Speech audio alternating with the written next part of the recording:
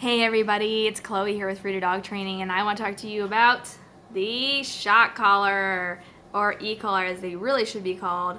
Of course, many people know them as a shock collar, and I want to talk to you about why we should stop calling them that, or even using the phrase zapping or all that kind of silly stuff, because that is not at all what we're doing with these tools. I want to inform you the facts of these e-collars and what they actually are, and what we're doing with them and how we're using them and how they function. This is what I really want to help educate, because there are so many misconceptions of these tools, people calling them abusive, attacking trainers and dog owners that use these, that they're horrible people, really terrible things. And I want to talk to you about the facts and how these really are excellent tools and how they are actually saving dogs' lives. Okay, let's talk about it. So for just start off, I have a mini educator here. This is primarily the tool of choice that I use. It's designed by e-collar Technologies. That's the brand. There's a lot of brands out there. Some are of course better than others. There's a lot of cheap brands that I don't suggest at all. But these are a great tool. So what is an e-collar? First off, e-collar is a tool designed to communicate with your dog off leash. Essentially, that's what it is. By a collar on the dog and a remote in the human's hand that can talk to the collar, okay? So we can talk to our dog off leash, whether it's in the house, outside the house, around high distractions, and calm environments, whatever it may be. We can use them to create new behaviors, and we can help them to stop unwanted behaviors and dangerous behaviors, which is a great reason why we like these tools. These can be used for dogs with serious behaviors, or they can be used on dogs that have absolutely no issues at all. Doesn't really matter. How does it function? What are the mechanics behind these tools? Are they actually shocking our dogs? Nope. They do not shock your dog. This is not like sticking your finger in an outlet and it sending a pulsing electricity through your body. That is not at all what's happening. That is not the technology that is being used by these devices. This is actually a muscle stimulator. If any of you have ever out there used a TENS unit, which is used in human physical therapy, that is exactly what this is. So for those of you out there who have maybe arthritis, some sort of muscle issue, your doctor may have prescribed you a TENS unit. What that is they put these pads on your muscles, and they use a little device with several levels, a variety of levels.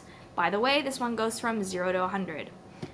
Good remote collars will go high, like to 100. They're not just 7 levels, 5 levels, 30 levels. They go a wide range. Anyways, so say you got that TENS unit, you got the pads on your muscles, right? And the doctor or you control the device that sends the different kinds of levels. You will see muscle contraction. You will see muscle movement. You'll see it pulsating. This is pretty much what you'll see, okay? And that is exactly the technology behind this. So sometimes when we have these on our dogs, it may depend on the level that you're using, because the higher the level, the more contraction you'll see. So it may be really small, it could intense, right? And it could enlarge, okay? It can get, more intense, I should say. Anyways, so same thing with these. If you put them on your dog, if it's at a low level, you may see nothing. Higher, you may see a little ear twitch. Higher, you may see a little, a full neck twitch, maybe, something like that. Because it's stimulating the muscle. That's all it is. Does it injure your dog? Does it burn your dog? No, it doesn't do any of that. It is not shocking. There's no shock going on. It's a muscle stimulator, so you won't get that. Okay? Does it get uncomfortable? Sure, of course. When people use those TENS units on them and they're exercising their muscles, right, to strengthen their muscles, ask any of them, yeah, it gets uncomfortable. But it helps them. It's healing them. It's helping them recover from whatever injury they may be having, may be dealing with. So yeah, it gets uncomfortable depending on the level that you're using. Lower levels don't hurt really at all. High levels, yeah, it may be uncomfortable. It may hurt a little bit. But how often are we using these high levels on our dogs? Hardly ever. Okay, the majority of dogs, or I should say when we're training dogs and working with dogs, the levels that we're typically using are between 1 and 20. Typically never higher than 20 on the average day, okay? This is just day-to-day stuff. Yes, we're working on low levels, actually really even lower than that. Most dogs, when we're conditioning them to the e-collar, we're dealing, with levels under 10.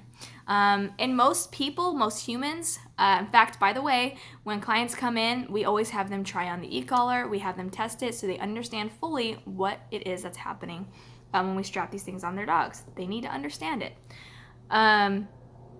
Sorry, I'm sick, so losing my voice a little bit here. The levels that they feel it at, most people, is between a 10 and a 20. Feeling it, just feeling it. Most people don't feel it under a 10. Most dogs, well, not most dogs, but some dogs don't feel it under a 10. So it really does vary, but I want you to understand is that we really aren't using high levels most of the time on these dogs. They're low levels. So the only time that we're using these higher levels, say going up to 100, something like that, or between 50 and 100, something more intense to where, it's uncomfortable. And but we need it to be valuable like that. We need it to be a punishment. We need it to be a correction in order to stop these really serious behaviors like aggression, like high anxiety, like dog reactivity, like running out into the middle of the street, like chasing kids, like getting into the garbage and eating things that could cause serious harm to them. These are things that we deal with. These are the kind of behaviors that people come to us with, and we need to put an end to this, or the dogs get put to sleep. They get returned to shelters, get returned to rescues, and it's just this big cycle until the dog's dead. The end result is if we don't address this and give a serious consequence to these dogs are dead. That's the reality of it.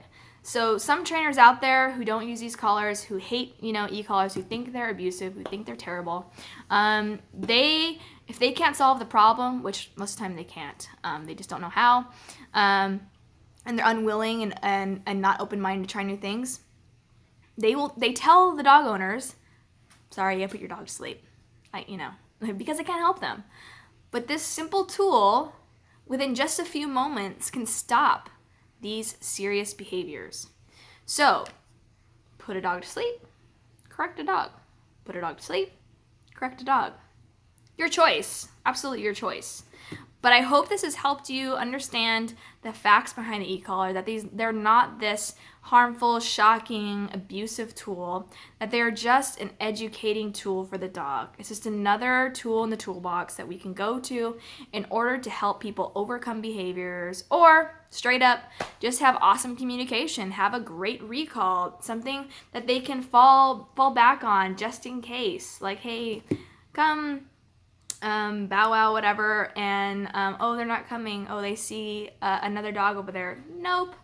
And by the way, not a high level, low level. Nope. Tap on the shoulder, right? Little sensation. Come. Oh, okay, the dog's turning around and they can come. The dog gets to enjoy more freedom, more adventures, more fun, gets to be more included because of tools like this.